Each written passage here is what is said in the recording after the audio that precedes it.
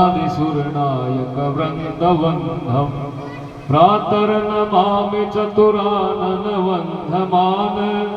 छन्दानुकूलमखिलं च वरददानं तं तुन्दिलं दिरसनाधिपयज्ञसूत्रं पुत्रं विलासचतुरं शिवयो शिवाय प्रातर्भजं यमयदं खलु भक्तशोकं दावानलं गणविभुं वरकुञ्जराश्यम् अज्ञानकाननविनाशनहव्यवाहत् मोत्साहवर्धनमहं सुतमेश्वरस्य श्लोकत्रयमिदं पुण्यं सदा सम्राज्य दायकं पादुर्धाय सततं पठेत् प्रयतः पुमान् शिवतनयवरिष्ठं सर्वकल्याणमूर्तिं पुरुषकमलहस्तं शोभितं मोदकेन अरुणकुसुममालां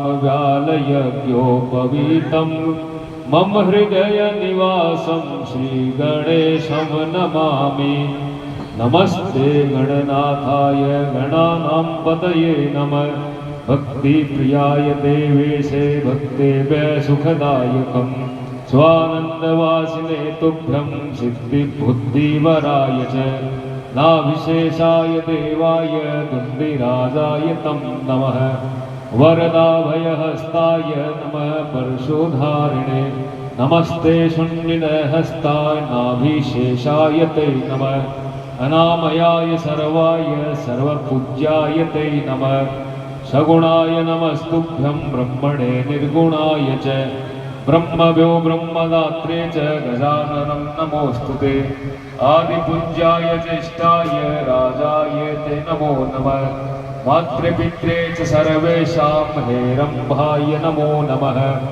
अनादये च विघ्नेश विघ्नकर्त्रे नमो नमः। विघ्नहर्त्रे सभक्तानां लम्बोदर नमोऽस्तुते। तव दीयं भक्तियोगेन योगिशा शान्तिमां गतः किं स्तुवो योगरूपं तं प्रणम्यावसविघ्नपं तेन दुष्टाभयं स्वामी ऋतुभक्तां तपृत्तमं तावत्थन्नगणाधीशं त्वं गतातो महेश्वर। ॐ वक्रतुण्डमहाकाय सूर्यकोटिसमप्रभ निर्विघ्नं कुरु मे देव सर्वकार्येषु सर्वदा। बोलो गजानन भगवान की जय।